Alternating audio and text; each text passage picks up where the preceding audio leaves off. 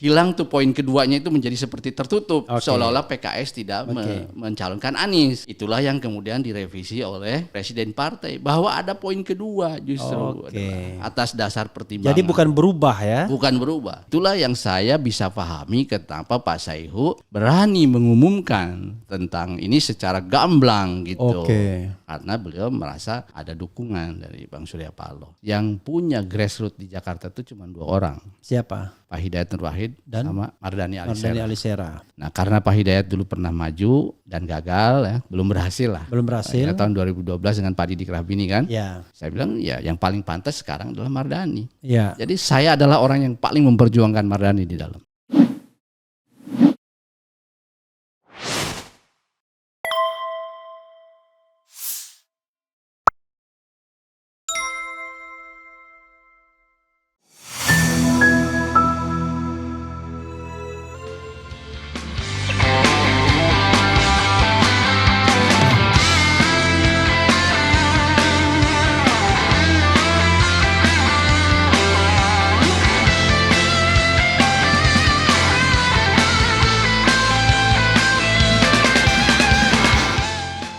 Assalamualaikum warahmatullahi wabarakatuh. Sobat RH sekalian, jumpa lagi kita di channel yang keren ini. Keren. Saya sih sebenarnya bilang mau assalamualaikum, tapi orang protes, nggak boleh itu, A-nya nggak boleh panjang. Ada karena tamu saya tamu istimewa yang akan mengamankan Jakarta. Ustadz Sohibul Iman, tapi tepatnya Muhammad Sohibul Iman ya, alias betul. MSI. Ya, betul. Assalamualaikum warahmatullahi wabarakatuh. Assalamualaikum. Jadi MSI ya, Master segala ilmu. Ustadz, terima kasih ya. Saya panggil Ustadz aja. Atau mau dipanggil Bang? Biasanya Kang MSI. Kang MSI ya. Iman, tapi kalau masuk Jakarta nggak bisa Bang Iman atau boleh. Bang Iman aja. Ya boleh. Jadi saya makasih Bang Iman ya sudah hadir di RH Channel ya. Anda harus mempertanggungjawabkan banyak hal di RH Channel ini ya. Oke, judulnya kita itu ini live ya. Teka-teki aman. Apakah memang aman?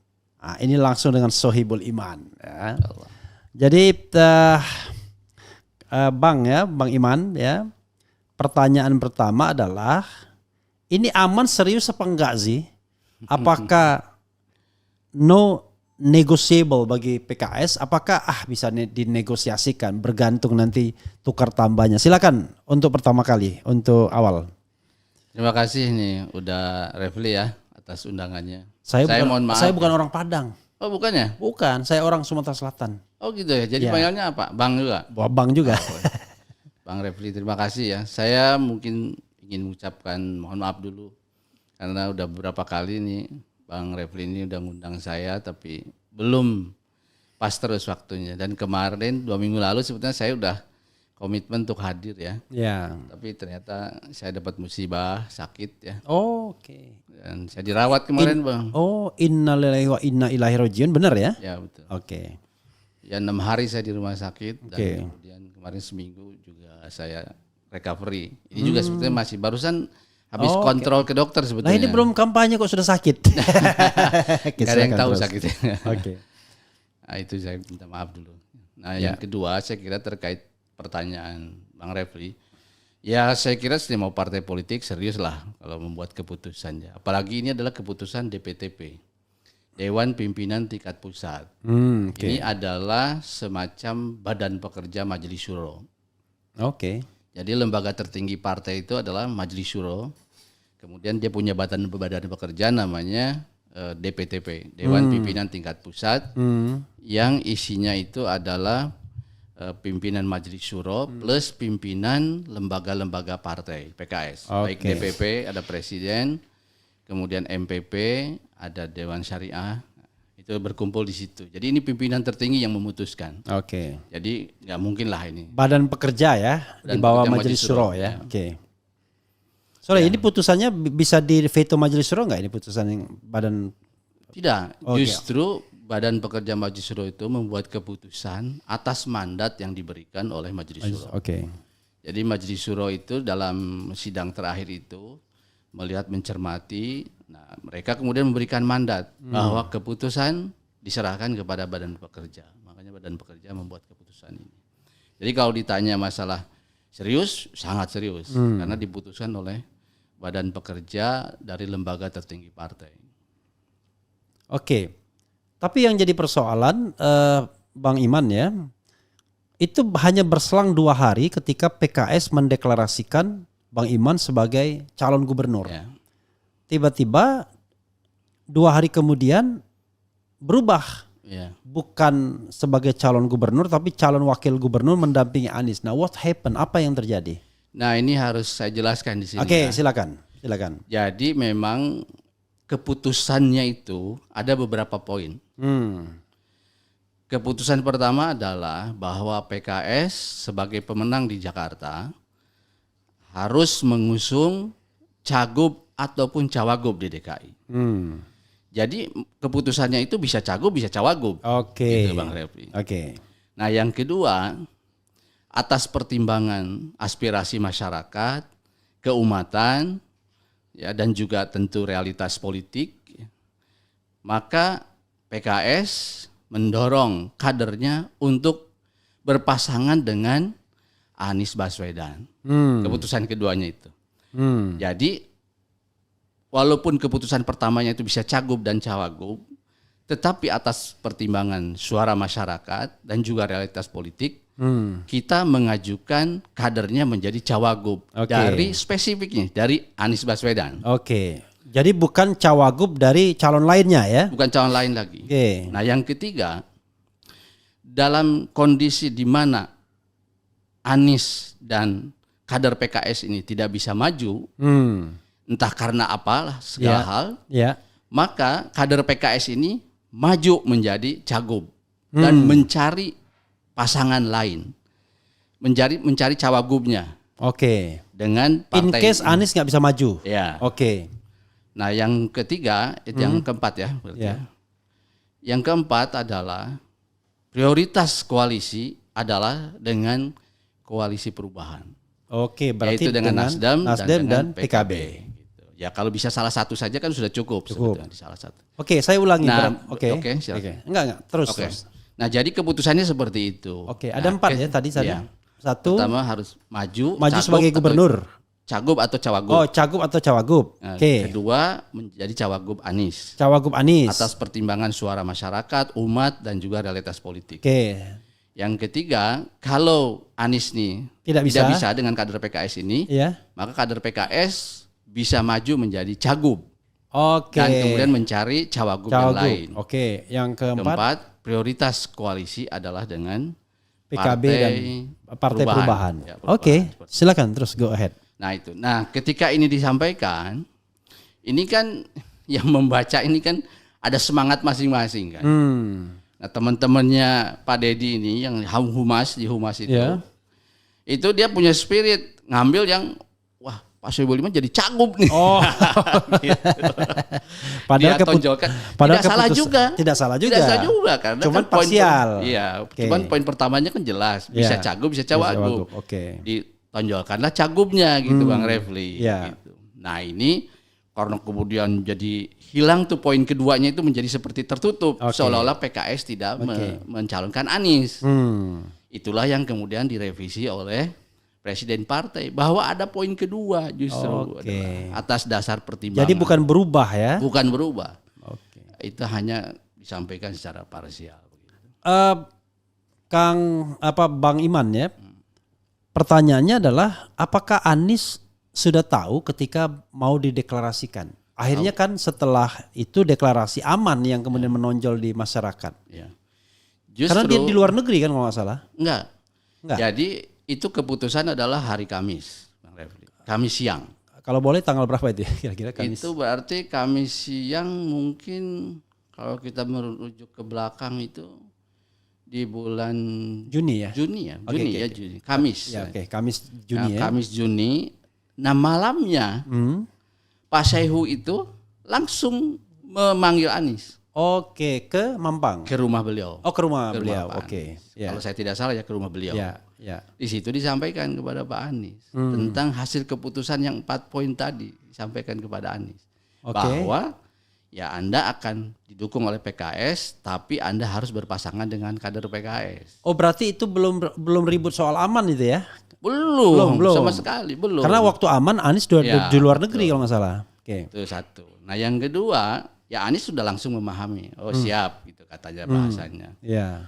Besok paginya hari Jumat Pak Saihu mendatangi Pak Surya Paloh menyampaikan hal yang sama. Ya, oke. Di Nasdem Tower. Nasdem Tower. Ya. Nah setelah memberitahu Pak Anies dan memberitahu Pak Surya Paloh itulah kemudian teman-teman humas itu yang mengamankan Jakarta. Bukan, menyampaikan bahwa Sohibul Iman jadi gubernur Cagup. Oh, oke. Jadi heboh itu duluan. Mungkin menurut saya Pak Anies pasti juga kaget loh. Saya dikasih tahunya dia Cagup dan kader PKS jadi Cawagup. Yang ini. Nah makanya kemudian pas SKP ya. Pas SKP itu berarti hari Selasa ya. Hari Selasa itu kan Sabtu tuh yang mencagupkan tadi itu kan. Akhirnya hari Selasa direvisi. Ya, yang saya ingat 2 hari kemudian. Ya dari Sabtu ke Selasa lah. Oke, dan kemudian Surya Paloh bilang, nanti juga berubah katanya. Ya. Karena beliau udah tahu. Udah tahu. Oke. Bang Iman, ada puasa ya hari ini? Enggak saya. Oh enggak ya? Lagi sakit saya. Oh, minum obat. Mau minum apa? Teh, kopi? Itu aja lah air putih aja. Oh air putih. Nanti dikasih air putih. Reski ya bilangin di belakang. Oke. Saya bergerak lagi ke hal yang berikutnya, Bang Iman ya. Soal resistensi. Nah, ini kan resistensi partai-partai lain terhadap PKS. De facto PKS menang. Tapi resistensi selalu banyak. Dan itu sudah jadi pengalaman PKS juga di 2004 ya, kalau tidak salah. PKS menang, mengajukan calon sendiri, Adang Dani. 2007 itu. 2007 ya. 2007. Menang 2004. Iya, maksudnya menangnya 2004. Kemudian pilgubnya 2007. Adang Dani dikeroyok semua partai politik. 22 partai politik. Yang penting asal bukan PKS, ABP, asal bukan PKS. Nah, saya mendengar PKB juga sudah ngomong begitu dia. Wah, kalau Sohibul Iman kami dapat apa dong ya kan? Nasdem ngomong macam-macam lah. Anies Kaisang, terakhir ini Anies Rahayu Saraswati. Kalau PDIP enggak terlalu ya, ada juga ke arah sana tapi dia enggak terlalu. Belakangan Presiden PKS ngomong juga. Anies Kaisang menarik juga katanya. Ini gimana sih? Coba dijelaskan secara detail dan teliti. Oke. Saya kira itu adalah bagian dari dinamika dalam politik. Dan tadi Bang Refli kalau menyampaikan itu sudah juga kita alami sejak partai ini berdiri. Biasa kan sebetulnya. Dalam setiap prosesi politik kan selalu harus ada sebetulnya kan komunikasi dan negosiasi. Kalimat-kalimat saya dapat apa itu kan sebetulnya berbicara kok saya nggak diajak ngomong. Oke. Nah dalam konteks kemarin kami seharus mengakui bahwa memang sampai dideklarasikan aman itu memang belum ada komunikasi dengan PKB. Oke. Tapi dengan Surya Paloh sudah. Dengan Nasdem sudah. Sudah. Jadi dengan Pak Surya Paloh kan di Jumat pagi. Oh tepatnya dengan Surya Paloh ya kita. Surya Paloh. Nah itu adalah dilakukan oleh Pak Saihu dengan Pak Surya Paloh. Ya. Dan info yang saya dapatkan dari Pak Saihu ini juga saya lupa udah nyampein atau belum gitu ya. Itu sebetulnya kalau nggak keberatan agak dekatin Ustaz. Nah ini kan agak peka soalnya. Itu nama kader PKS yang kemudian muncul adalah nama saya. Itu juga sebetulnya nama yang keluar dari Bang Surya Paloh. Jadi saya dengar dari Pak Saihu, Pak Surya Paloh itu mengatakan udahlah Anies dengan kader PKS. Tuh bisa Sohibul Iman, bisa Mardani. Oke. Jadi ketika kemudian PKS kemudian memutuskan saya, ya bukan nama yang mengejutkan beliau. Beliau tidak terkejut sama sekali karena itu nama yang memang keluar dari itu beliau. Disampaikan oleh Pak Saihu seperti itu. Oke. Tapi Bang Surya Paloh mengatakan dia tidak bisa seperti waktu Pilpres. Dia mendeklarasikan duluan. Iya. Silakan PKS duluan. Itulah yang saya bisa pahami kenapa Pak Saihu berani mengumumkan tentang ini secara gamblang gitu. Oke. Karena beliau merasa ada dukungan dari Bang Surya Paloh. Nah ke Caimin, kebetulan Caimin kan lagi haji. Beliau tidak bisa berkomunikasi. Katanya sempat bertelepon, tapi ya tentu beda lah gitu. Ya. Saya juga tidak memastikan apakah benar-benar ngobrolin tentang itu atau tidak gitu. Tapi intinya adalah memang dengan PKB itu belum ada komunikasi. Makanya kami sih wajar kalau kemudian PKB kaget gitu. Kok seperti PKS sudah punya golden ticket dan sebagainya. Saya kira itu pendapat yang benar saya kira mereka, dan kita tidak berpikir macam-macam. Ya begitulah saya kira dalam politik, ketika komunikasi belum tuntas ya pasti ada reaksi-reaksi seperti itu. Oke, saya dalamin lagi. Tapi Pak Saiku bilang kalau Anies mau mendapatkan dukungan PKS, ya sama kader PKS. Kalau nggak sama kader PKS ya intinya walaupun tidak eksplisit saya baca di berita ya nggak bisa gitu. Karena kader PKS itu militan. Kalau ada kader PKS di situ dia bekerja.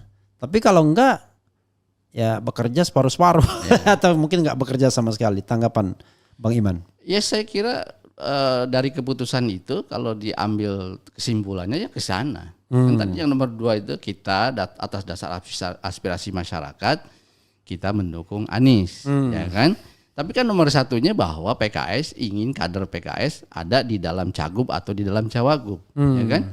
Artinya itu adalah 2 keputusan yang tidak bisa dipisahkan. Oke. Gitu. Karena itu saya kira kalimat dari Pak Saihu ya seperti itu menurut saya implikasinya. Oke, itu tidak bisa dipisahkan. Itu yang menjelaskan PKS kemudian bermanuver diundang atau mengundang, tepatnya mengundang PSI misalnya yang 8 kursi. Mengundang Perindo unfortunately cuma 1 kursi, nggak bisa. Untuk backup kalau seandainya sewaktu-waktu PKB atau Nasdem ngambek, begitu Bang Iman? Saya tidak tahu pasti ya, apakah itu adalah inisiatif PSI atau undangan dari PKS. Yang saya dengar dari teman-teman kader muda PKS yang memang hadir di situ, itu adalah keinginan PSI untuk bersilaturahim. Nah kalau itu sudah pastilah kita sebagai partai politik yang beradab, masa orang ada mau berkunjung? Ya nggak boleh juga, masa orang mau. Sorry, dengan silakan. Oh iya. Ya. Jadi saya kira itu normal saja sih. Bahkan mengundang pun normal juga. Iya. Ya memang dalam politik pun tidak ada yang tertutup kan. Semua harus berkomunikasi. Iya sih memang. Karena kalau kita mengikuti kemauan followers atau subscribers, memang mereka nggak mau Anies Kaisang ya kan. Tetapi kalau soal silaturahmi dan komunikasi ya memang ini. Oke. Sedikit Bang. Ya. Oke silakan. Jadi silakan. Dulu kan kita sering mendengar PSI itu mengharamkan dengan PKS. Kan sampai begitu kan dulu sekjennya Raja Juli Antoni itu kan haram berkoalisi dengan PKS. PDIP juga begitu. PDIP saya tidak dari sekjennya. Tidak mau PKS, tidak mau Demokrat dulu. Tapi saya kira udah Hasto nggak pakai kalimat haram ya. Oke. Nah ini kan buat kami itu tidak sepatutnya di dalam politik itu seperti itu. Oke. Dan tentu perjalanan kemudian akhirnya membuktikan mereka menyadari tentang itu. Makanya beberapa tahun lalu kan akhirnya Raja Juli ketika saya masih presiden partai dia ketemu saya juga dan dia membangun komunikasi. Tahun berapa? 2015? Saya kan 2015 sampai 2020. Okay. Ya mungkin sekitar 2019-an lah saya ketemu dia. Ya dia ditemenin sama Suni kan ketemu saya. Ya bicaralah bahwa politik Indonesia itu ternyata tidak bisa seperti itu. Dia sadari itu seperti itu. Nah buat PKS itu sejak awal doktrin PKS itu tidak mungkin membangun Indonesia ini sendirian. Makanya kita bisa dengan siapa saja. Asal ada kemaslahatan di situ. Nah makanya Bang Refli mungkin akan kaget di 2018 ya. Itu ketika ada pilkada wali kota sebuah kota besar. Itu di situ ada muncul dua tokoh yang dua-duanya itu sangat bad. Sangat buruk. Satu incumbent, satu lawannya, tapi dua-duanya buruk. Ternyata kader PKS melihat celah. Ini kita bisa bikin poros ketiga. Dan itu bisa memunculkan calon yang lebih bagus. Tapi itu hanya bisa dicapai kalau PKS dengan PSI. Oke. Terjadi. Nah makanya teman-teman di daerah itu kontak saya sebagai presiden partai. Iya. Pak Presiden ada peluang begini, gimana? Mungkin nggak kita dengan PSI? Saya bilang ada maslahat nggak? Diceritakanlah begini kemungkinan maslahatnya. Saya langsung tanya Grace, saya telepon Grace. Oke. Waktu itu Grace saya kira masih ketua atau umum. Iya. Mungkin bisa dicek lah nanti ke Grace, dia sudah telepon. Grace ini ada peluang, saya bilang seperti ini. Bisa nggak saya bilang PSI itu berkoalisi dengan PKS? Ini karena ada kemaslahatan, kebaikan yang akan bisa didapat. Gitu. Yeah. Kebetulan di sana anggota DPRD dari PSI-nya bagus-bagus, anak-anak muda dan cukup cerdas-cerdas dan juga integritas gitu. Dengan kita. Nah di situ Grace mengatakan, wah menarik bang katanya. Nanti kita bicarakan. Tapi nggak ada follow up. Nggak ada feedback sama sekali sama saya. Oke, tidak ada follow up ya. Iya, akhirnya nggak jadi itu. Iya, tidak jadi. Nah, ketika saya ceritakan ini ke saudara Suni kan sebagai pembina. Ya. Suni saya bilang, Anda nih telat, saya bilang ngajak kerjasama dengan saya udah ngajak dari awal. Bilang sama siapa? Pak Iman ini sama si Grace. Ya salah bilang, jangan ke si Grace, ke saya. Maksud saya ingin menggambarkan. Karena Suni ke Ahok, Ahok ke Jokowi mungkin ya. Boleh jadi lah. Mungkin. Boleh jadi. Nah, saya ingin menggambarkan bahwa sesungguhnya di dalam politik ini kita tidak bisa main haram-haraman dan sebagainya. Iya. Bagi PKS sebagai partai Islam rahmatan lil alamin, partai dakwah, di mana ada kemaslahatan yang besar, kita bisa bekerja dengan siapapun. Makanya mungkin Bang Refli mungkin masih ingat selama saya jadi presiden partai, saya katakan bahwa politik Indonesia tidak monolitik. Di pusat PKS menjadi oposisi 2 periode, tapi di daerah silakan sesuai kemaslahatan, suasana kebatinan di daerah. Karena saya sudah melihat ada daerah-daerah yang PKS itu justru suasana kebatinannya bagus dengan PDIP. Oke. Bagus dengan PSI. Kalau kita kemudian monolitik karena di atas kita berseberangan dengan PDIP, di bawah pun kita larang. Ini kan merusak suasana kebatinan. Makanya kami persilakan. Makanya di zaman saya jadi presiden partai banyak sekali yang kita berkoalisi dengan PDIP gitu, di daerah-daerah. Nah ini saya ingin menggambarkan tentang bahwa politik saya kira di Indonesia ini tidak mungkin lah dengan hitam putih pakai haram hal seperti itu. Iya, tapi kan kuncinya kemaslahatan kan. Kan tidak mungkin rasanya berkoalisi dengan pelaku kecurangan. Saya juga bilang ini partai dakwah atau partai pragmatis kalau orang artinya yang haram-haram pun diajak berkoalisi. Oke. Jadi masih optimistis aman itu atau sebenarnya aman itu hanya sekedar beberapa satu dari berbagai skenario yang disebutkan orang. Ada yang bilang Anies Rano Karno, ada yang bilang Anies Andika, kemudian Anies apa lagi ya? Anies Kaisang, terakhir Anies Rahayu Saraswati. Itu gimana? Karena saya merasa aneh kalau Surya Paloh memang sudah firm. Kenapa misalnya Ahmad Ali kita frankly speaking masih menyebutkan bagus tuh kalau Anies sama Kaisang katanya. Gitu. Karena kalau sama Anies sama Kaisang ya itu nanti lebih dia bilang lebih kanan dan nasionalis. Dengan Rahayu Saraswati juga begitu, kanan dan nasionalis. Tapi kalau sama Sohibul Iman dia nggak ngomong sih, kanan-kanan. Silakan Ustadz, Bang Iman. Ya saya kira kalau dalam masalah kepastian, dalam politik kan nggak ada yang pasti. Ya, apalagi masih jauh Bang Repri. Di sekarang kan kita masih 1,5 bulan lagi. Di dalam ukuran pencarian koalisi segini ini masih lama, masih lama gitu. Dan saya kira sekarang aja. Pendaftaran kan bulan Agustus. Iya, 27 Agustus. 1,5 bulan lagi lah kurang lebih. Jadi ini masih lama. Oh, hitungannya lama itu ya? Iya, apalagi coba Bang Refli juga perhatikan. Kan yang secara eksplisit sudah menyebutkan maju di DKI baru aman kan sebetulnya. Iya. Ridwan Kamil pun mundur maju. Semua kan belum ada gitu. Babah Alun itu. Ka'bah katanya sekarang ya. Ka'bah. Kaisang Babah. Oh, Kaisang Babah. Iya, katanya jadi Ka'bah gitu. Itu pun kalau Kaisang bisa maju, kalau putusan MK masih mengendorse juga kan? Iya. Kan masih dipersoalkan lagi di MK kan? Ya betul. Oke. Nah itu kalau ngelihat begitu, apalagi misalnya ngelihat kebiasaan PDIP yang selalu last minute, itu kan sebetulnya memang kita ini kecepatan sebetulnya kalau dari sisi timing gitu ya. Jadi artinya apakah ini benar-benar akan aman atau tidak? Ya tergantung proses kita nih menjalani lobby-lobby politik ini. Nah, cuma memang netizen dan juga pengamat kan inginnya buru-buru aja gitu. Ini pasti dong, nggak bisa dalam politik. Tadi kan Bang Refli sudah menyampaikan, PKB pun nanya saya dapat apa. Itu kan untuk begitu kan nggak mudah. Banyak hal yang harus dinegosiasikan.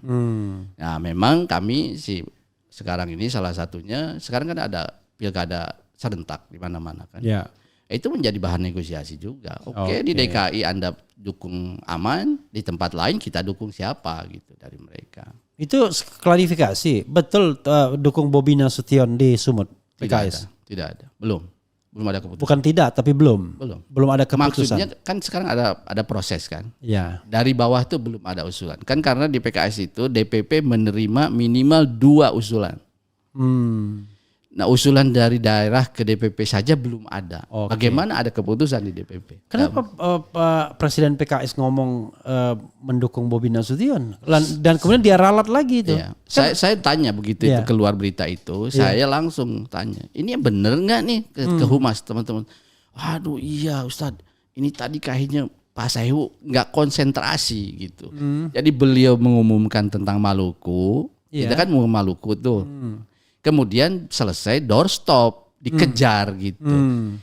Ditanya, beliau berpikir yang ditanya itu tentang Maluku. Oh iya, itu udah seperti tadi itu kita dukung gitu. Padahal pertanyaan di belakangnya ada kata-kata bagaimana dengan Sumut, dengan Bobi gitu. Jadi ditafsirkan itu menjelaskan tentang Maluku itu. Nah, makanya begitu. Saya bilang ke Humas segera sampaikan ke Pak Saihu gitu. Bahwa dia tadi tidak konsen menjawab itu salah gitu. Akhirnya beliau menyadari, udah kalau gitu besok saya akan ralat. Ini saya agak nakal sedikit ya. PDIP bisa mengajukan sendiri standing alone di Sumatera Utara. Dan 2 partai parlemen yang belum mengusung Bobi Nasution kan baru tinggal PKS dan PDIP. Gimana kalau PDIP nyalonkan Ahok, kemudian wakilnya PKS?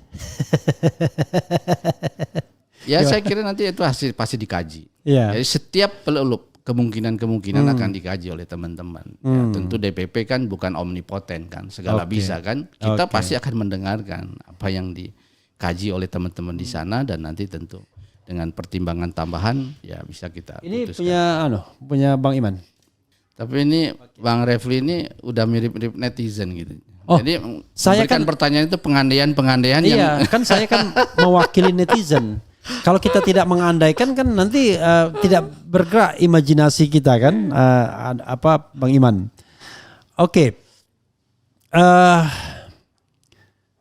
Artinya orang kan mengatakan begini. Di daerah lain sebenarnya kan begini, kalau mau kita tegaskan, kan orang yang nggak mau itu adalah PKS bergabung berkoalisi dengan putra dan menantu Pak Jokowi. Kalau kita mau tegas ngomongnya kan, begitu dibilang PKS mau Kaisang langsung saya berhenti dari PKS katanya, langsung ngancam semua mau nggak memilih PKS. Begitu Bobi Nasution begitu juga. Tapi yang lain orang nggak peduli. Misalnya PKS mau PSI di daerah lain dan lain sebagainya. Tapi yang penting Kaisang, Bobi, ya sudah Gibran nggak ada lagi kan. Nah itu tanggapan Bang Iman gimana? Ya kita membaca itu, kita tahu ya suasana kebatinan itu kita tahu. Ya, karena itu memang kita juga tentu harus berhati-hati dan kemudian kita juga benar-benar meresapi gitu apa yang ada dalam denyut di masyarakat itu. Tapi kan kembali tadi Bang Refli kan pertimbangan-pertimbangan maslahat juga pasti ada di situ. Ya. Tapi tentu kita tidak bisa sepihak hanya demi maslahat aspirasi masyarakat yang tadi tidak kita perhatikan. Sebaliknya, kita sangat memperhatikan aspirasi masyarakat, mungkin ada maslahat yang masyarakat tidak tahu. Kan seperti itu kan. Nah inilah saya kira memang menjadi satu tantangan buat pemimpin-pemimpin ya, terutama partai Islam PKS gitu ya dalam konteks ini. Gitu. Jangan mengecil suaranya Bang Iman. Kalau volumenya mengecil nanti suaranya nggak kuat dia ya. Oke. Coba kita bacakan aspirasi Sobat Era Bang Iman ya. Karena ini live dan yang relevan saja yang akan saya bacakan.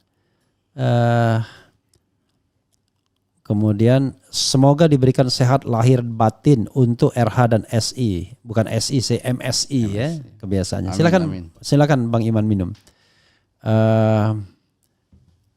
Maju Sohibul Iman, Jakarta aman. Pertanyaan saya, singkatan aman itu yang bikin siapa? Nggak tahu. Netizen kan suka begitu tiba-tiba kan gitu. Mungkin juga terinspirasi oleh Amin jadi ya. aman. Amin, aman, amin ya. Amin, aman. Oke. Ini ada pertanyaan, PKB dan PKS bisa sepakat di Jateng untuk Pilgub. Tapi di DKI kok nggak bisa ya Bang? Memang begitu? Kan yang lalu. Oh yang lalu. Yang lalu. Saya kira maksud netizen yang lalu. Ya waktu itu kan PKS Sudirman Said dengan Ibu Ida Fauzia. Waktu itu sebetulnya Sudirman Said atas nama Gerindra. Ya, tetapi memang kemudian PKS ikut di dalamnya dan bahkan menjadi tulang punggung pada waktu itu. Ya memang sebetulnya PKS itu dalam banyak hal. Ketika di situ ada tadi maslahat persatuan umat, PKS biasa mengalah. Ya kalau saya lihat begitu memang. Iya, mungkin ini saya ceritakan Bang Refli yang mungkin Bang Refli sendiri tidak tahu walaupun ini sahabat Bang Refli. Iya. Di 2019 itu sebetulnya selain PKS itu membangun koalisi dengan Pak Prabowo Gerindra ya, Prabowo Sandi, PKS itu kan sangat intens berkomunikasi dengan Pak Gatot. Dan sudah sampai pada titik kesepakatan bahwa PKS akan mengusung Pak Gatot. Silakan tanya Pak Gatot. Siapa partner koalisinya? PKB sama PAN. Kami bertiga tuh sepakat Pak. Dan saya tidak sembunyi-sembunyi. Saya bicara ke Pak Prabowo. PKB sama PAN. Ya, saya bilang ke Pak Prabowo, Pak, selain kami membangun komunikasi dengan Bapak untuk membuat koalisi ini, kami juga membangun dengan Pak Gatot. Saya sampaikan. Sampai pada satu titik Pak Gatot nanya ke saya masih ingat tuh Dharma Wangsa ke saya. Pak Presiden, nanti wakilnya siapa? Wakil saya gitu. Saya katakan, Pak, dua partai lain itu saudara kami. Satu Muhammadiyah, satu NU. Saya bilang. Kita serahkanlah kepada mereka. Siapa di antara mereka yang akan mau jadi cawapres. Kebetulan kesempatan pertama kita bisa bertanya kepada Pak Zul. Pak Zul bilang, kalau Caimin mau jadi cawapres, saya rela. Dan kemudian ketika ditanya Caimin, dia mau menjadi cawapresnya Pak Gatot. Sampailah pada satu titik kita akan bersepakat tanda tangan. Tapi dinamika di istana kan sedang luar biasa. Kita sudah janjian habis duhur mau ketemu Caimin minta diundur. Sampai diundur 2 kali. Akhirnya di sana diumumkan Jokowi Ma'ruf Amin. Di mana PKB di sana. Itulah karena saya kira ada dinamika. Nah itu saya ingin menggambarkan untuk menghadang Mahfud. Ya itu saya kira saya tidak mau membahas itu ya. Tapi yang saya ingin ceritakan disitulah kami di PKS ini ya ketika di situ kemaslahatan untuk persatuan umat dan sebagainya kami tidak mengajukan siapa-siapa. Silahkanlah saudara-saudara kami. Tapi terkesan ya PKS jadi kuda Troya melulu ya. Tadi kan ada mengatakan buktinya PKB sama PKS bisa. Iya karena PKB dapat porsi wakil gubernur. Di Pilpres iya karena PKB dapat porsi. Tapi begitu porsi itu untuk PKS, kesannya kok partai lain gak mau. Coba, padahal untuk konteks Jakarta kan pemenang pemilu gitu. Nah menurut saya itu tanyakan sajalah ke Pak Caimin lah, ke Caimin. Kenapa bisa begitu gitu. Saya tidak mau menjawab karena saya kira itu tentu alasan ada di pihak mereka gitu. Tapi ya bahwa realitas seperti itu dan kemudian PKS dianggap kuda Troya saja, buat kami nggak ada masalah. Gak ada masalah. Karena kalau kita lihat misalnya ya Pilpres tahun 2004 pertama kali PKS dukung SBY kan, nggak ada jauh dari calon kan. Tapi dia pertamanya kalau 2004 tuh kami dukung Pak Amin Rais. Oke. Putaran pertamanya. Putaran pertama Amin Rais, Amin putaran Rais, kedua baru SBY. SBY. Wajar kalau sahamnya tengah. 2009 PKS saham pertama ya? Ya ke Pak SBY lah. Pak SBY langsung kan? Walaupun kemudian tiba-tiba Golkar masuk, siapa masuk gitu-gitu ya. Oke. Kemudian 2000 itu 14. Prabowo ya, 14 Prabowo. Hatta, ya. Prabowo Hatta Tapi ya tidak pernah juga kader PKS dimajukan sebagai misalnya pendamping wakil presiden.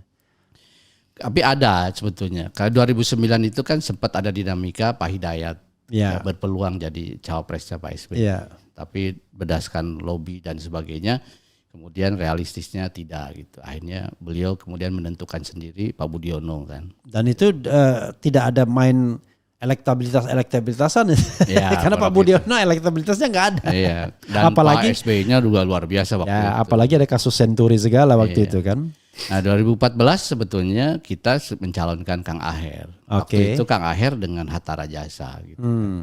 Ya berdasarkan hitung-hitungan dari Pak Prabowo dan sebagainya, beliau akhirnya memilih Pak Hatta Rajasa.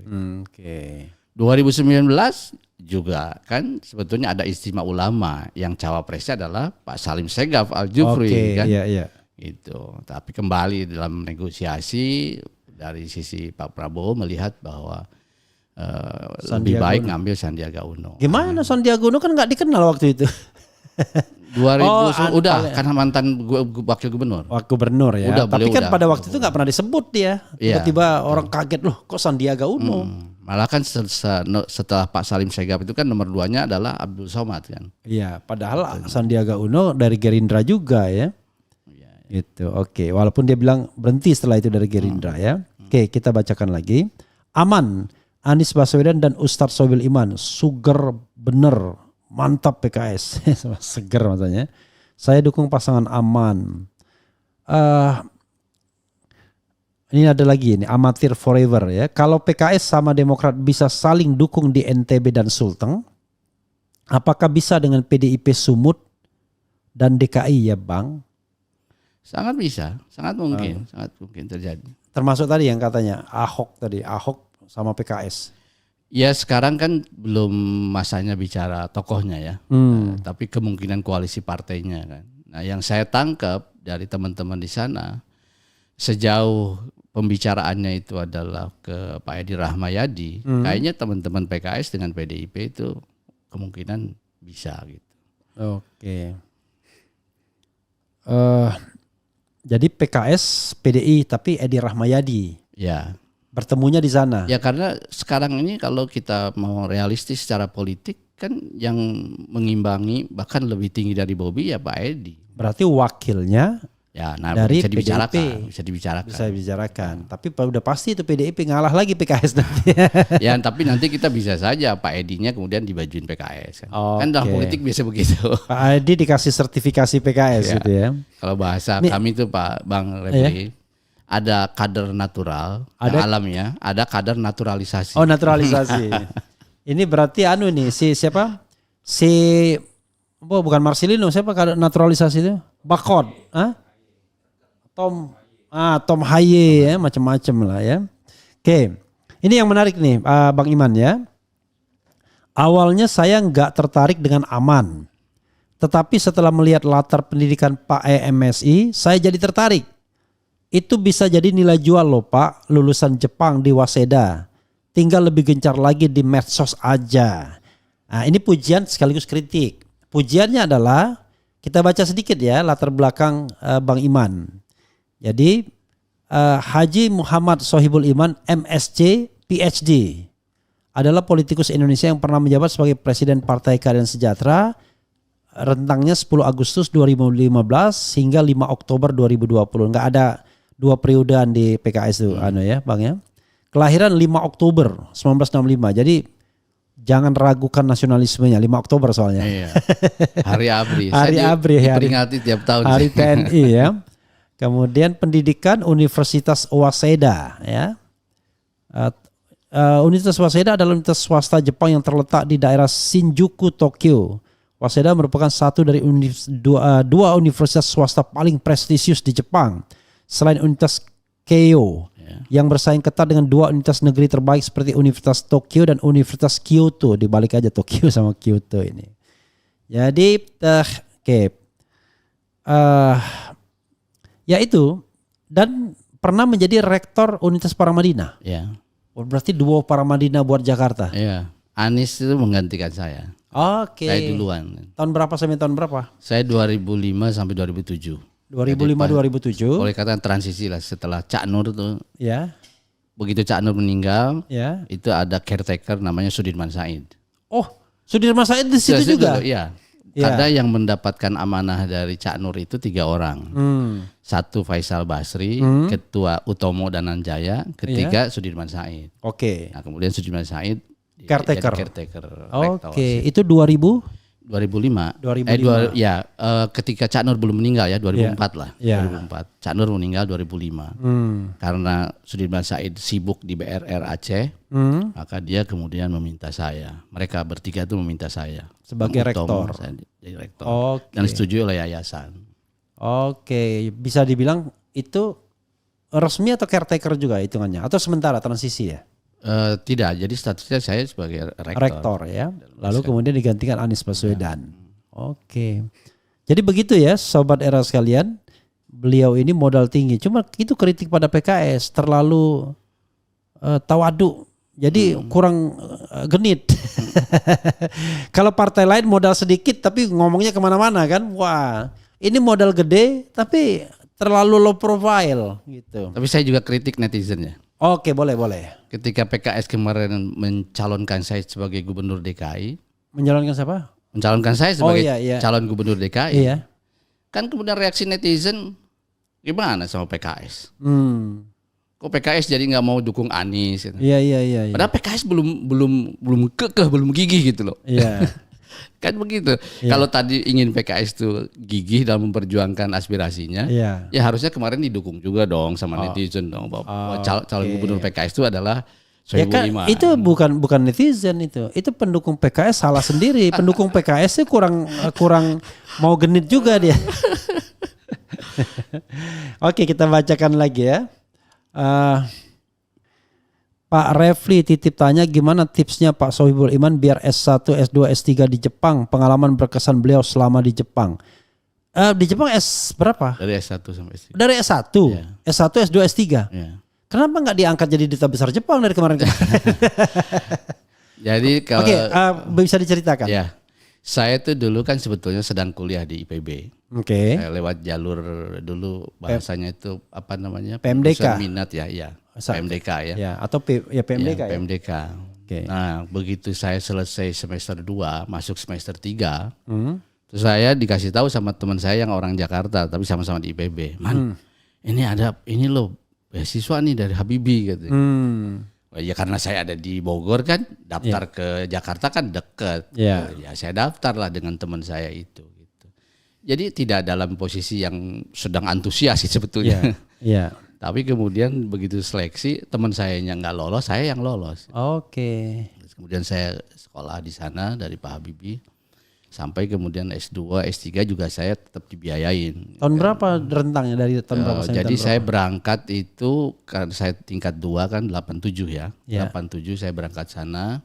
Tapi sebelum berangkat sana saya kan belajar bahasa dulu di sini setengah tahun. Datang ke sana, kemudian belajar bahasa lagi 1 tahun. Setelah itu S1 4 tahun tadi di Waseda tadi. Ya. Kemudian setelah itu S2 2 tahun. Waseda juga? Ya, nah S2 di sama-sama di Tokyo tapi universitasnya lain namanya Takushoku. Oke. Nah habis S2 saya pulang. Oke. Saya pulang dulu. Kemudian mengabdi saya tahun 98 begitu reformasi itu. Saya kemudian dapat menteri baru kan ya Pak Zuhal waktu itu. Oke. Nah, saya merasa dekat dengan beliau. Pak Zuhal. Zuhal ya, Zuhal. Menteri Pendidikan ya? Enggak, Menristek. Oh, Menristek. Iya, Zuhal. Ya, oke. Nah, saya kemudian pas reformasi itu bicara, Pak, saya ingin kerja bersama Bapak lah, saya bilang. Maksudnya, kamu mau di Menristek? Karena tadinya kan saya BPPT. Iya. Oh, dulu awalnya ASN ya, Pak? ASN saya. Pak Bang Iman, oke. Sekarang beliau berkatakan, tapi kamu mau terus berkarir atau kamu mau sekolah lagi? Kan kamu baru S2 katanya gitu. Ya saya bilang terserah Bapak deh saya. udah kamu udah dengan saya tapi kamu kuliah dulu kan. Suruh S3 karena kebetulan waktu itu Pak Zulhal tuh baru membuat satu deputi namanya Deputi Pengkajian Kebijakan Teknologi. Belum ada orang yang apa-apa di bidang itu kecuali Pak Lukman Hakim, Ketua LIPI. Oke. Dewan Mahasiswa dulu ya. Nah, beliau. Nah, saya kemudian kuliah ngambil bidang kebijakan teknologi. Ya sampai S3 itu gitu. Jadi Oke. Kebijakan teknologi ya. Oke. Sampai tahun berapa pulangnya? Itu kan saya berangkat kan akhirnya berangkatnya di tahun 2000 ya. Ya. Sampai 2004. Oke. Awal. Pulang jadi balik, politisi. Balik dulu ke BPPT, saya Ya. balik ke BPPT. Nah, 2005 saya diminta jadi rektor Paramadina itu. Oke, otomatis berhenti. Nah, di situ sebetulnya saya diberi dispensasi. Udah, kamu tidak usah keluar dari PNS, kamu jadi rektor di sana, kamu on demand aja, on call. Oke. Dijalani oleh saya on call sekitar 6 bulan 7 bulan. Iya. Tapi nurani saya nggak enak. Artinya saya dapat gaji double. Iya. Tapi kan kerja sehari-hari saya di satu tempat. Iya, iya. Nah, teman-teman ngelihat, saya membaca lah teman-teman, akhirnya dan saya putuskan datang ke Pak Zulhal, Pak saya mundurlah dari sini. Waktu itu sudah ganti menterinya dari Pak Zulhal ke Pak Kadiman waktu itu, Kusmayanto Kadiman. Jadi saya kemudian keluar dan saya fokus di Paramadina. Kalau sekarang biasa aja orang terima gaji double, bahkan gede-gede kan. Satu jadi wakil menteri, satu jadi komisaris di BUMN ring 1. Nggak ada perasaan bersalah. Oke. Itu tadi pertanyaannya. Jadi sobat era sekalian, modalnya gede. Sedikit Pak, tadi karena dia nyebutin ya. Iya. Jadi memang Waseda itu di sana itu adalah swasta tertua dan juga swasta yang ya paling bergengsi. Oke. Mungkin lebih dari separuh Perdana Menteri Jepang tuh dari Waseda. Oke. Jadi saya tuh padahal saya ke sana berangkat mau menggali ilmu engineering kan. Saya kan engineering gitu. Tapi ternyata saya berada di kampus yang sesungguhnya memproduksi sekian banyak politisi Jepang. Oke. Mungkin gara-gara itu saya pulang ke sini jadi politisi juga. Oke. Kena ininya, kena bau-baunya di situ. Oke. Udah bilang ini haram hukumnya kalau PKS berkoalisi dengan PSI, ini main mengharam-haramkan aja deh. Assalamualaikum sahabat RH, Pilkada Jakarta insya Allah PKB Nasdem plus PKB ya, PKS Nasdem plus PKB. Kalau kita bicara tentang skala meter ya, kalau beliau ini kan engineering, itu berapa persen? Kalau 0 itu paling pesimis, 100% itu paling optimis, itu koalisi 3 partai perubahan itu untuk Pilkada DKI dengan aman itu berapa persen, Bang Iman? Ya kalau sejauh ini karena komunikasi 3 partai sudah terbangun di era Pilpres kan, kami sih sangat yakin lah. Di atas 70% kita yakin bahwa nanti pada akhirnya 3 partai ini bisa terjadi mutual understanding. Nah, saya kira di sini memang peran DPP penting ya. Saya bilang aman loh, tadi 70% itu aman berarti. Iya. Saya merasa. Karena kalau Anies titik-titik dengan siapa itu ya sepertinya sepakat sudah mereka, cuman dengan Anies dengan siapanya kan. Ini ada yang bilang PKB udah dapat jatah calon wapres, Nasdem udah dapat jatah kemarin nentuin wapres. Di DKI PKS itu terbesar. Ya, jangan mau PKS disetir PKB atau Nasdem. Gimana? Ya saya kira saya beberapa kali menyampaikan Bang Refli. Ya. Taruhlah misalnya kita berpikir Anies ini bukan dari partai manapun. PKS bukan, PKB bukan, Nasdem bukan. Dia milik bersama. Ya kan? Nah sekarang kemudian kita mau berkoalisi menentukan siapa cawapres. Siapa cawapresnya? Ya kan kalau kita bicara fatsun politik kan ya partai yang paling besar dong gitu kan, seperti itu kan. Nah kalau kita berbicara lewat fatsun politik saja sebetulnya ya sangat pantas kalau PKS itu menjadi cawagup di DKI gitu, karena tentu bilangan kursi itu dalam konteks politik ini kan ya itulah yang menjadi standar fatsunnya, saya kira betul. Ini ada lagi. Andaikan PKB dan Nasdem tidak aneh-aneh dan tetap setia seperti masa Pilpres, PDIP pasti koalisi dengan Kim untuk lawan kalau gini. Tolong PKS jangan main keras lah, demi apa kalau Anies nanti jadi kalah. Ya saya kira masukan bagus. Tapi juga tidak semudah itu ya. Ya. Kalau 3 partai ini berkoalisi dukung Anies, apakah otomatis PDIP ke sana? Malah menurut bayangan saya justru PDIP akan bersama kita. Oke. Kami sangat optimisnya begitu. Dan PDIP tidak bisa mengajukan calon sendiri itu ya yang paling penting. Kecuali tadi sama PSI dia. Itu nggak mungkin juga. Nggak mungkin juga. Kemudian saya setuju untuk Sumut PDIP mengajukan kader sendiri bareng PKS. Warga Sumut menilai tidak terlalu bagus kinerja gubernur sebelumnya. Gimana itu? Maksudnya Pak Edi ya? Pak Edi. Ya saya kira mungkin mudah-mudahan ini didengar juga sama teman-teman PKS di sana ya. Kalau memang ada penilaian begitu. Tapi kan teman-teman juga tentu punya parameter ya penilaian. Oke. Apalagi ya? Berkualitas Pak Sohibul Iman, latar pendidikan nggak diragukan, Waseda dan lain-lain. Bersama Anies membangun Jakarta sekelas Tokyo. Sebenarnya Bang Iman itu latar belakang pendidikannya itu manajemen teknologi itu bisa dijelaskan lebih rinci kalau kita kaitkan dengan pembangunan sebuah kota atau penataan sebuah kota seperti Jakarta. Ya saya S1 S2 sebetulnya engineering murni ya. Saya dulu ngambil di bidang komputer ya. S1 saya dulu ngambil computer graphics ya. Di S2 saya ngambil image processing ya. Terutama pengolahan data satelit Bang. Tapi S3 tadi atas kebutuhan yang diminta oleh Pak Menteri waktu itu, Pak Zuhal, saya didorong untuk mengambil yang ke arah makro, kebijakan teknologi. Gitu. Jadi bagaimana teknologi kita ini bisa dikembangkan, kebijakan seperti apa gitu. Nah disitulah saya kemudian mengambil bidang itu. Jadi mungkin lebih lengkapnya itu saya sebetulnya technology and industrial policy. Oke, lebih pada policy-nya ya, kebijakannya. Ya, betul. Nah industrial ini adalah sebetulnya titik temu antara teknologi dengan ekonomi. Gitu. Makanya pembimbing saya juga orang ekonomi sebetulnya. Oke. Gitu, ya, namanya Pak Profesor Akia Nagata itu dia orang ekonomi. Sebetulnya. Waktu itu apa yang didalami subjek khususnya? Subjek khususnya saya mendalami tentang masalah backward linkage ya. Jadi keterkaitan ke belakang antara foreign direct investment, perusahaan asing yang ada di Indonesia yang tentu bawa teknologi luar biasa, bagaimana keterkaitannya dengan supplier lokal gitu, backward linkage-nya. Apakah terjadi transfer of technology, kemudian supplier lokal itu benar-benar menjadi high class, world class dan sebagainya. Itu yang terjadi apa? Sebetulnya dari sisi yang saya amati, ya memang ada yang berhasil, ada yang tidak kan. Negara yang mengundang foreign direct investment itu. Nah itulah yang saya kaji. Kenapa satu negara ini berhasil, yang ini tidak berhasil? Ada perbandingan ya. Nah di situ saya menemukan bahwa kehadiran foreign direct investment itu tidak taken for granted. Udah pasti dia akan menghidupkan industri lokal. Ternyata saya menemukan satu parameter yang namanya partnership readiness.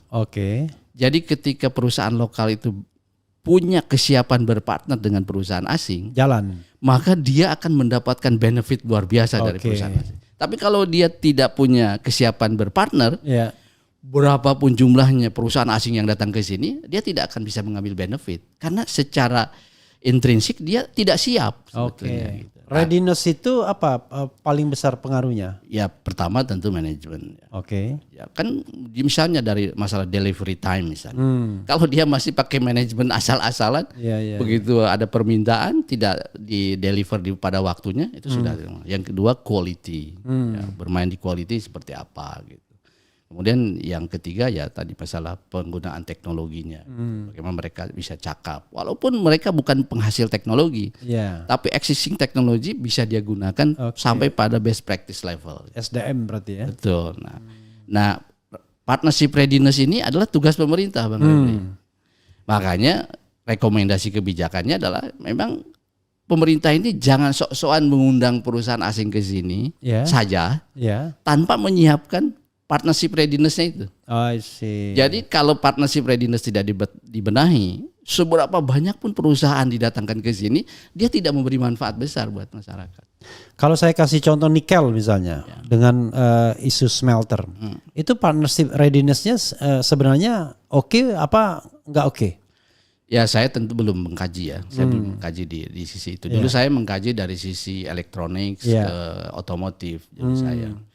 Nah di situ saya ingin di disertasi saya menunjukkan bukti. Ada satu perusahaan Bang Refli di Batam itu namanya perusahaan Satnusa Persada.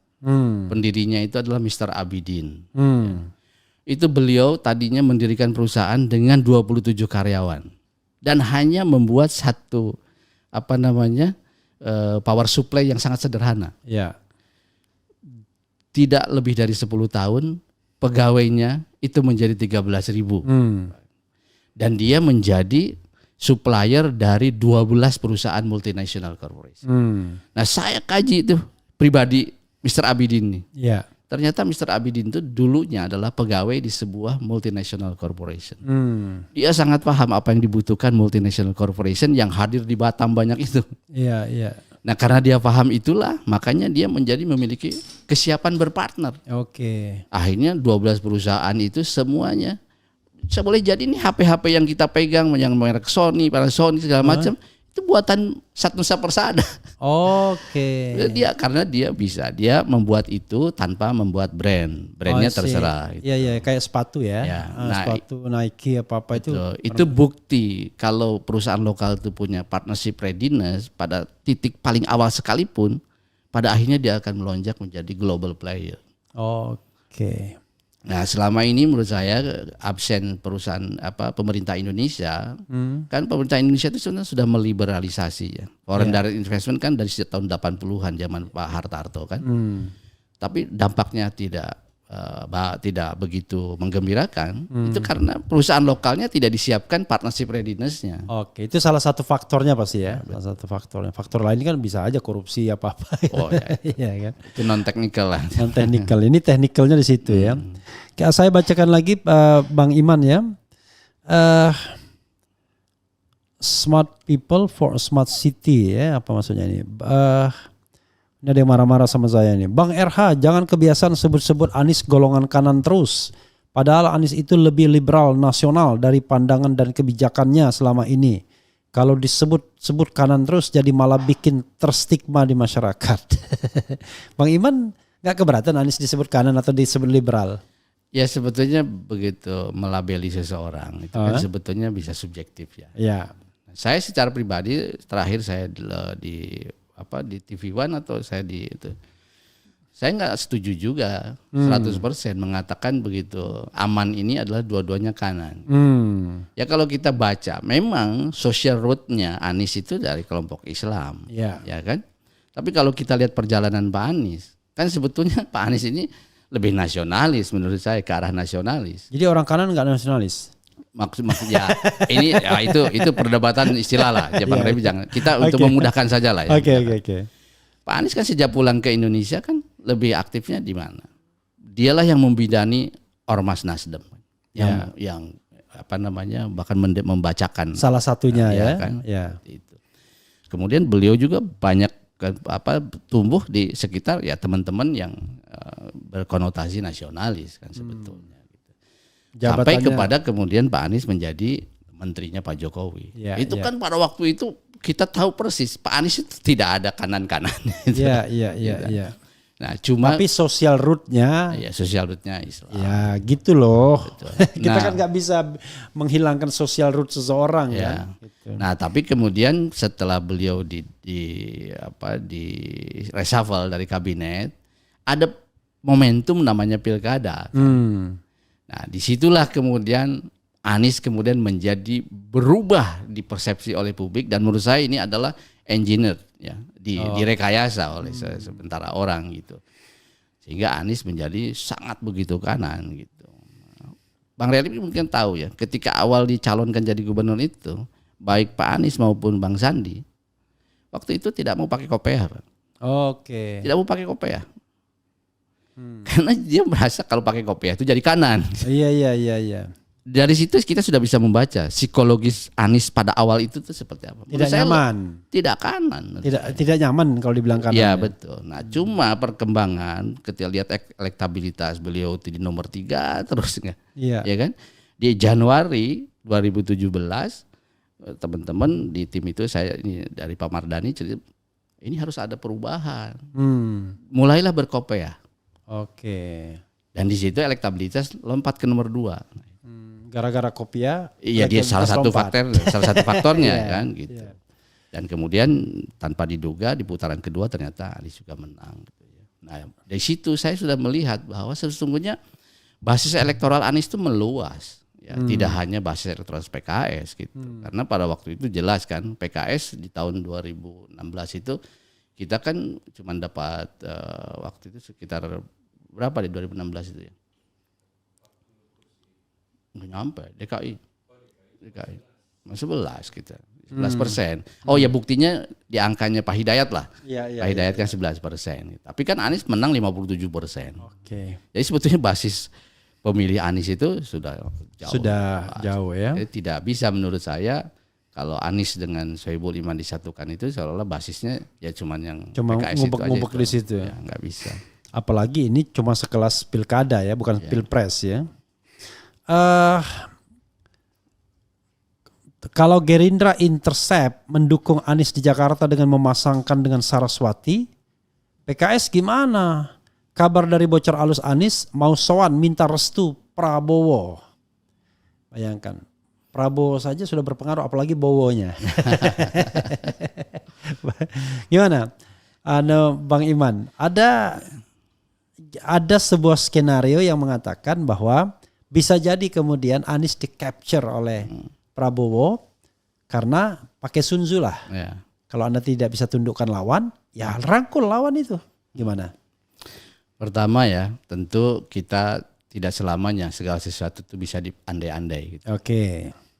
Ya kita tentu nanti ketika kejadian tentu pasti kita akan membuat konsideran dan keputusannya tersendiri dong tentang hal itu. Gitu. Tapi dalam pengamatan saya pribadi ya kemungkinan itu sangat kecil. Kecil ya? Sangat kecil. Saya sangat kecil. Karena kalau Anies Rahayu Saraswati, saya akan tetap dukung Sohibul Iman aja lah. Satu hal yang berat sebetulnya ini, Bang Refli. Jadi sekarang ini pertarungan di DKI itu tidak ada seorang pun tokoh politik yang berpikir ansih DKI. Oke. Tapi dia sudah berpikir 2029. Oke. Semua ketua umum partai. Dan itu sah-sah saja. Sah-sah saja. Iya. Nah sekarang Bang Refli juga mungkin bisa kemudian menebak. Gitu. Ketika Anies misalnya dicalonkan tadi dengan Saraswati, itu intinya kan sebetulnya memberi panggung pada Anies untuk 2029. Apakah hal itu sangat memungkinkan? Kan berarti potensi menjadi pesaing Pak Prabowo lagi kan? Kata orang tergantung kesehatan gitu.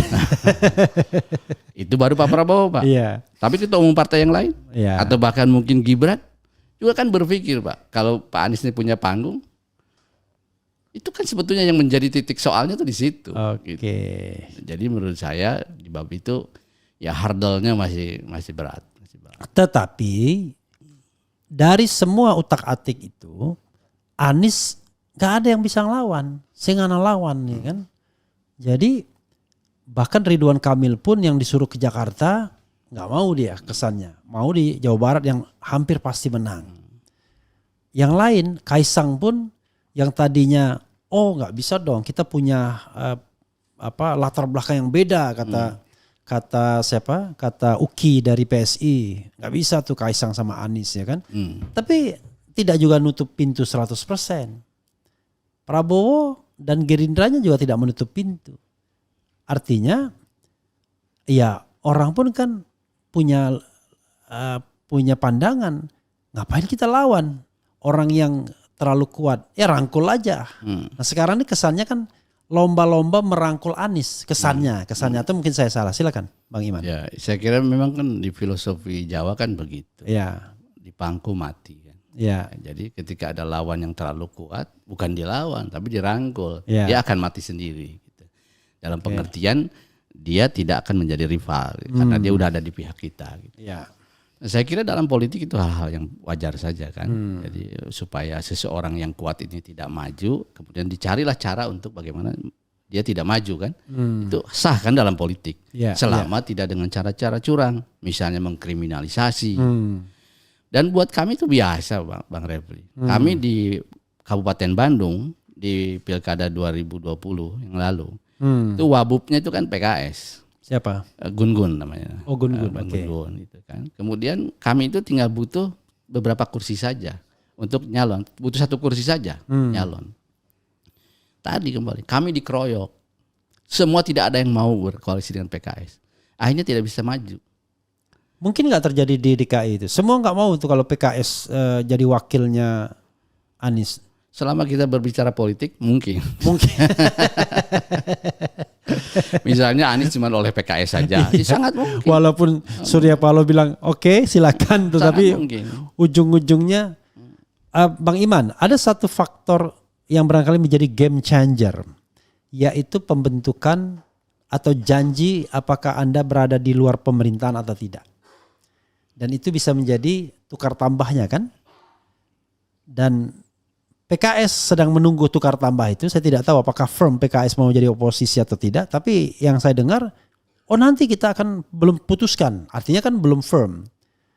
PKB, Nasdem bahkan sudah menyatakan diri bersedia untuk gabung dengan pemerintahan Prabowo. Yang jelas tidak, tapi juga tidak mengatakan kami berdiri di luar pemerintahan PDIP. Nah kan ini kan akan menjadi satu faktor yang mengubah peta itu untuk mengatakan bahwa jangan-jangan PKS juga akan ditinggalkan juga oleh PKB dan Nasdem. Ya. Gimana? Iya, saya kira itu sesuatu yang normal ya dalam politik ya. Nah, buat PKS sendiri memang sampai hari ini kan keputusannya ada di Majelis Syuro kan. Oke. Di pertemuan Majelis Syuro yang kemarin memang kita baru menggali pertimbangan-pertimbangan. Di PKS dinamis. Ada yang ingin berkoalisi, ada yang ingin ya di oposisi. Itu real dalam pertemuan Majelis Syuro yang terakhir itu. Real itu. Nah, itu kita serap tentu ya. Nah, tapi kita kan melihat bahwa masih ada proses-proses yang memungkinkan kita lakukan. Ketika Majelis Syuro itu ya, ada proses hukum, ya kan? Ada proses politik di DPR. Nah, makanya keputusan Majelis Syuro PKS pada waktu itu adalah kita harus mengoptimalkan dulu proses hukum dan proses politik. Hukum berarti sampai keputusan MK. Proses politik berarti adanya pansus di DPR. Nah, itu keputusan terakhir di Majelis Syuro itu. Nah, itulah yang dijalankan oleh DPP. Ternyata MK selesai dengan menyatakan yang menang adalah nomor 2 gitu kan. Proses politik di DPR ternyata mandek kan seperti itu. Nah, ini kan dua fenomena hukum dan ini nanti harus dilaporkan kembali ke Majelis Syuro untuk menentukan sikap. Nah, sekarang kita belum punya agenda kapan. Walaupun saya membayangkan pemilih PKS yang non anggota ya, non member partai pasti akan kecewa berat tuh kalau PKS gabung dengan pemerintah. Ya, bisa dimengerti. Bisa-bisa cuma dapat 1-2 kursi menteri tapi kehilangan massa yang besar gitu ya. ABW, MSI, pasangan idaman ini mah dukung. Wah, luar biasa. MSI itu yang ini ya, yang kalau kita petsin itu MSI itu ya, bukan? Oh, MSG. MSG itu. Kemudian apa lagi nih ya?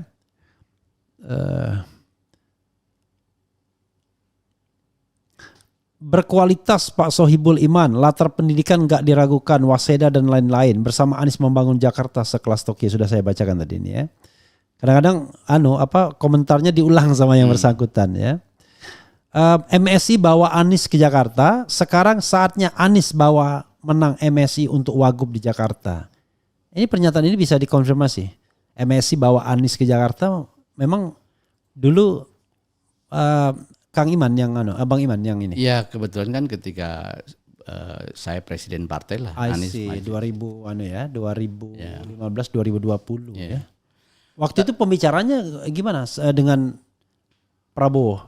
Kan awalnya Pak Prabowo nggak setuju. Oke. Sangat tidak setuju. Bisa diceritakan sedikit? Ya jadi sebetulnya munculnya nama Anies pada waktu itu sebetulnya itu karena ketika kita mencari pasangan buat Sandi itu dengan kalkulasi macam-macam dan di-compare dengan kekuatan Ahok itu memang tidak nemu gitu ya. Awalnya PKS Sandi. Kan awalnya kan kita deklarasi Sandi Mardani kan. Oke. Sandi Mardani. Oke. Gitu ya. Nah, disingkat samar ya, samar-samar. Gitu ya. Nah, tapi kita kan kalkulasi secara elektoral seperti apa. Nah, dicarilah berbagai alternatif gitu. Nah, itu tidak muncul ya. Di samping saya sih membaca pada waktu secara pribadi memang sepertinya Sandi itu tidak begitu merasa yakin bisa mengalahkan Ahok. Oke. Itu lahir dari ketidakberanian Sandinya sendiri. Oke. Walaupun dia sudah ngubek-ngubek wilayah Jakarta. Nah disitulah kemudian Sandi ya dan kita waktu itu bermalam di Kertanegara lah memunculkan beberapa nama alternatif. Oh Sandi udah Gerindra waktu itu. Gerindra. Ya. Nah di situ muncul kan pertama ada aspirasi kan dari Cikeas, AHY kan. Kemudian di forum di Kertanegara muncul dua nama yang kuat yaitu Bang Yusril Iza Mahendra sama Anies muncul di situ. Nah kita waktu itu paling intens berkomunikasi dengan Cikeas kan. Tapi waktu itu tidak ada titik temu karena waktu itu Pak SBY menginginkan AHY lah yang jadi cagup, gitu. Sandi jadi cawagup. Nah itu tentu sangat ditolak oleh Pak Prabowo kan. Akhirnya terhentilah udah komunikasi dengan Cikeas. Tersisa dua kan, tinggal Bang Yusril dengan Pak Anies gitu kan. Nah di situ kemudian ya kita godok. Awalnya sih dengan muncul dua nama itu Pak Prabowo itu kedua-duanya pun beliau nolak. Oke. Sangat nolak gitu. Karena? Ya saya kira mungkin ada background dengan Pak Anies kan jelas lah di Pilpres 2014. Oh iya kan jubirnya Pak Jokowi dia. Gitu. Dan waktu itu kan Pak Anies sempat mengeluarkan statement yang memang agak keras banget gitu Pak Prabowo sebagai pelanggar HAM gitu. Iya. Kemudian ya Bang Yusril ya saya tidak tahu tapi terlihat resistensi dari Pak Prabowo tidak mau. Dan waktu itu sempat juga Bang Yusril ngontrak saya. Pak Presiden, ya terima kasih nama saya muncul, katanya. Mudah-mudahan ada jodohnya gitu. Oh iya Bang, saya bilang berdoa sajalah kita sama-sama. Nah tapi ketika kemudian kita bahas dari sisi kemungkinan elektoral, nah itu ke Anies. Oke. Anies Sandi. Siapa determinan faktor yang memutuskan Anies itu waktu itu? Nah di saat kita sedang begitu, memang kita tidak bisa memungkiri ada endorsement yang sangat kuat dari Pak JK. Oh sih. Itu tengah malam itu bahkan dini hari itu Pak JK nelpon dari Amerika. Oke. Pertama beliau nelpon ke Pak Prabowo. Pak JK Wapres. Iya, nelpon Pak Prabowo ngomong-ngomong. Habis itu Pak JK ngontak saya di tempat yang sama di rumah Pak di Kertanegara. Ngobrol-ngobrol. Nah itu saya kira endorsement itu menambah tenaga lah untuk kemudian akhirnya mendukung Anies. Anies Sandi. Ya Anies Sandi. Oke, luar biasa ya. Saya tidak mau tanya soal utang dan lain sebagainya ya. Nah mungkin begini Bang Refli ya. Ada yang kenapa kan ada bertanya sih. Kenapa di antara kader PKS itu bukan yang lain kok MSI gitu kan. Saya tidak tahu. Ya, saya tidak ngerti lah di belakang. Kalau di forum resminya di mana saya hadir, adalah terlontar gitu ya. Kenapa saya yang dipilih gitu. Tapi kan yang sesungguhnya kan jangan-jangan di belakang saya pada rapat. Iya. Nah, tapi yang saya pahami dari yang formal itu, teman-teman pimpinan di PKS ini menganggap saya punya kedekatan yang lebih dengan Pak Anies. Gitu. Oke. Nah, ketika saya coba pikirkan itu memang ada 4 momentum ya. 4 momentum yang bisa menggambarkan kedekatan saya. Oke. Pertama ketika saya mundur dari Rektor Paramadina, saya kan mundur Bang Rep. Oke. Saya mundur. Dicarilah oleh yayasan itu siapa pengganti saya. Nah, begitu sudah mengkoleksi, saya tanya ke yayasan, Pak siapa saja calon yang sudah ada 3, semuanya lebih tua dari saya. Oke. Udah profesor bangkot. Iya. Saya bilang ini kalau Cak Nur masih hidup saya bilang bisa menangis. Karena Cak Nur saja mewariskan ke saya kan beliau lebih tua, ke saya lebih muda. Atau ke Sudirman Said kan lebih muda. Kalau gitu siapa Pak saya boleh dong saya mengusulkan nama. Disitulah saya kasih tahu nama Anies. Oke. Dan itu saya tuh baru berjumpa Anies setahun yang lalu. Di di forum MPR.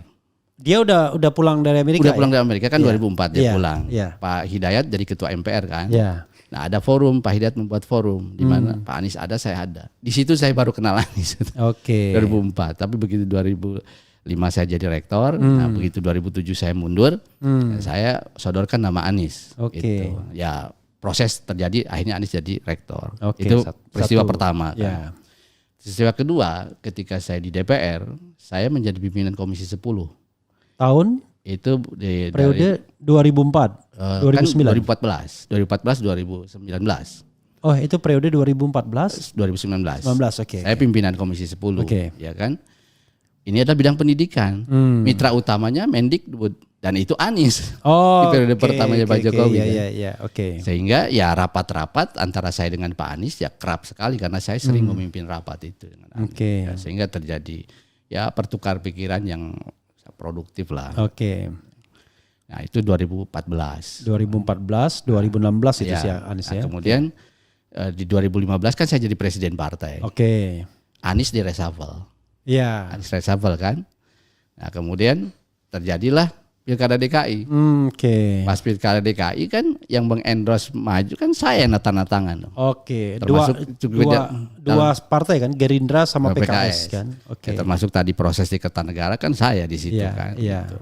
Jadi itu momentum-momentum di mana ya Anies dengan saya itu ada persentuhan momentum di situ. Baru ketiga itu, yang Nah, keempat. yang keempatnya ya kemarin pembentukan Pilpres. koalisi. Ya. Itu kan koalisi perubahan kan tercapai karena ada tim 8. Ya. Tim Tim 8 8 itu Kan Bang dari Iman. masing-masing partai 2 kan. ya. Jadi kalau dari PKS saya Pak Ya. Muzamil. Oh, Muzamil ya, Ya, Muzamil Yusuf ya. Dari Nasdem itu adalah Sugeng Suparwoto, sama Willy. Willy Aditya. Kemudian dari Demokrat itu adalah Iftitah sama Rifki. Oh, Iftita sama Rifki ya. Sama Oke. Rifki. Terus Kemudian dari Pak Aniesnya Pak Sudirman Said sama Dadang. Dadang Juliantara. Ya, betul. Oke. Nah, sampailah terjadi koalisi walaupun ganti pemain di tengah ya antara AHY diganti Caimin. Oke. Tapi tugas tim 8 itu membentuk koalisi tercapai. Koalisi itu. Oke. Jadi di situ ada 4 momentum di mana memang saya membersamai Anies. Oke. Nah, itulah yang mungkin teman-teman pimpinan melihat seperti itu. Nah, saya karena yang meres ini Bang Iman sendiri, malah saya ingin bertanya. Kan Bang Iman anggota DPR tahun pertama awal 2009 dari Dapil Jakarta. Dapil Jakarta, Jakarta 2. Jakarta 2. Kemudian 2014 sampai 2019 saya dari Dapil Jawa Barat 11. dari 2014 Dapil Jawa Barat 11.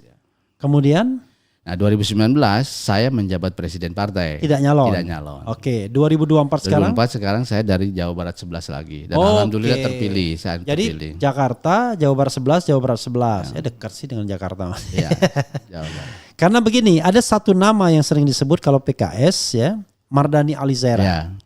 Dan dia sudah periode ke berapa ini? Beliau sama dengan saya sih dari 2009. Jadi 3 kali juga, Ya. bakal 3 kali juga menjadi anggota DPR dari Jakarta. Ya. Dia 2 kali dari Jawa Barat 7, Ya. 1 kali di Jakarta dan sekarang mau 1 kali lagi dari Jakarta. Oke, jadi 4 kali sudah dia. Ya, Pak.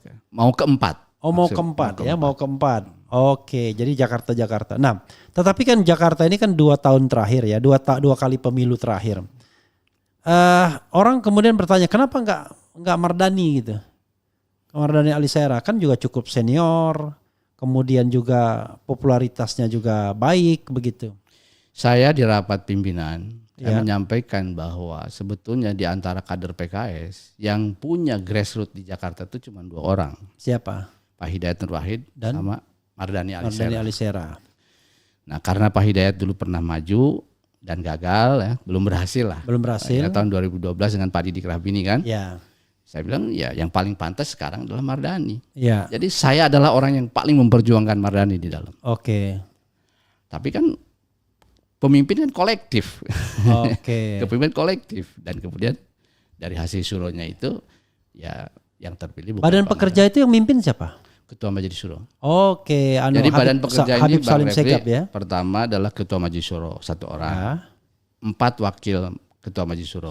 Ya. Ada saya, Pak Hidayat, Kang Aher sama Pak Suharna. Ya. 5 tuh. Ya. Plus Presiden Partai. Oke. Nah, plus Ketua MPP. Oke. Plus Ketua DSP. Ketua MPP siapa? Pak Suswono, Dr. Suswono. Mantan. Iya, mantan. Ya. Kemudian ditambah Sekretaris Majelis Syuro. Jadi ada 9 orang. Oke. Sekjen nggak ikut?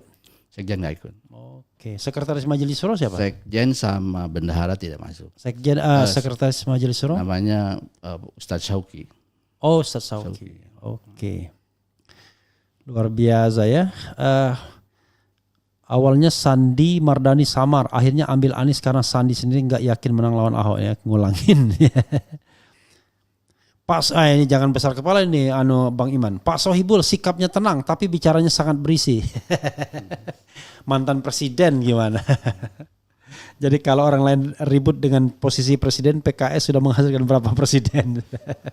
Presiden partai ya. Ini ada. Apakah Pak Iman setuju? Seperti itu nantilah kalau soal program ya. Kemudian ada yang mengatakan mana mau PDIP dukung kalau wakilnya bukan dari mereka, gimana? Ya saya kira logika ini kan sebetulnya bisa seperti itu. Tapi bisa juga kan ada situasi di mana justru PDIP daripada tidak yang lain ya di sini bisa kita kan. Atau juga ya tadi kita bisa barteran di tempat lain kan. Sangat mungkin. Oke. Misalnya tadi kan bicara Sumatera Utara. Bisa saja PKS kemudian mengikhlaskan wakil para Edi Rahmayadi dari PDIP misalnya. Oke. Jadi kan pembicaraan itu mengikutkan juga daerah lain ya? Oh iya. Pasti. Kalau bahasa Rocky Gerung kan tukar tambahnya di situ kan? Terutama daerah-daerah yang potensial ya. Oke. Yang Jawa kan itu potensial itu semuanya dari DKI, Banten, Jawa Barat dan sebagainya. Plus Sumatera sebenarnya yang biasanya jadi pertimbangan dan Sulawesi Selatan gitu ya. Sekarang pertanyaan terakhir nih Bang Iman ya. Kapan akan diputuskan apakah PKS akan berkoalisi dengan Prabowo atau tidak? Batas akhirnya. Ya sekarang saya belum mendapatkan jadwal ya. Kita akan Majelis Syuro kapan gitu ya. Tapi menurut saya mungkin ya yang sekarang urgen kan sebetulnya bukan itu, DKI kan. Iya. Jadi kalaupun nanti tapi kan bagian dari tukar tambahnya nanti itu. Iya, betul. Nah, mungkin menurut saya untuk bab DKI mudah-mudahan ada berdasarkan evaluasi dinamika yang ada ini nanti di bulan Agustus lah mudah-mudahan pertengahan itu sudah benar-benar tadi yang diharapkan teman-teman yang aman. Oke. Jadi nanti kita tunggu pertengahan Agustus. Iya. Oke, Bang Iman ya. Kita minta closing statement. Silakan sampaikan apa-apa yang belum disampaikan kepada Sobat Era atau kepada calon pendukung Aman atau siapapun. Silakan, Bang Iman. Ya, terima kasih Bang Refli Harun ya dan juga tentu seluruh krunya serta para follower lah ya, para subscriber dari RH Channel ya. Saya ucapkan terima kasih ya teman-teman sudah memberikan atensi pada acara kita pada hari ini dan saya alhamdulillah berkesempatan hadir di sini untuk menyampaikan dinamika dan update terkait dengan masalah DKI. Ya, saya berpesan saja kepada teman-teman, mari kita menjadi orang-orang yang senantiasa melek politik. Ya, saya senang sekali makin banyak anak muda yang memperhatikan dinamika politik yang ada. Sebab politik tanpa pengawasan masyarakat itu bisa arahnya nggak jelas ya. Yang bisa mengawasi politik ini berjalan pada relnya adalah kekuatan civil society dan di sini adalah tentu netizen gitu. Nah, mohon doa buat kami, mudah-mudahan pasangan aman ya, Anies Baswedan dan Sohibul Iman nanti bisa benar-benar aman. Amin. Jadi walaupun aman, kita bilangnya amin. Aman dalam dua hal. Yang pertama tentu adalah dukungan partai politik 20%. Kandidasi. Ya, betul. Dan yang kedua tentu chemistry antara saya dengan Pak Anies juga terbangun secara baik mudah-mudahan. Nah, ini yang saya kira. Yang ketiga terpilih dong. Oh ya, ketiga dukung dulu lah, mereka dukung kita, pilih kita dan tentu yang terakhir adalah dipilih kita. Saya kira itu yang bisa saya sampaikan, mudah-mudahan ya bermanfaat lah ya untuk memberikan pencerahan kepada subscriber RH Channel. Oke. Ini ngomong-ngomong, ini memang mukanya kok agak beda ya. Hasil jepretan tadi. Ya, sahabat sekalian, itu dengan tadi Bang Sohibul Iman ya, tepatnya Muhammad, M-nya double ya? Enggak. Oh, Muhammad biasa ya. Mu atau Mo? Mo. Ya, dengan saya sering bilang harus jelas ya kan apa nama orang. Jadi dengan Muhammad Sohibul Iman, calon wakil gubernur DKI periode 2024-2029. Wassalamualaikum warahmatullahi wabarakatuh. Keren. Waalaikumsalam. Dadah.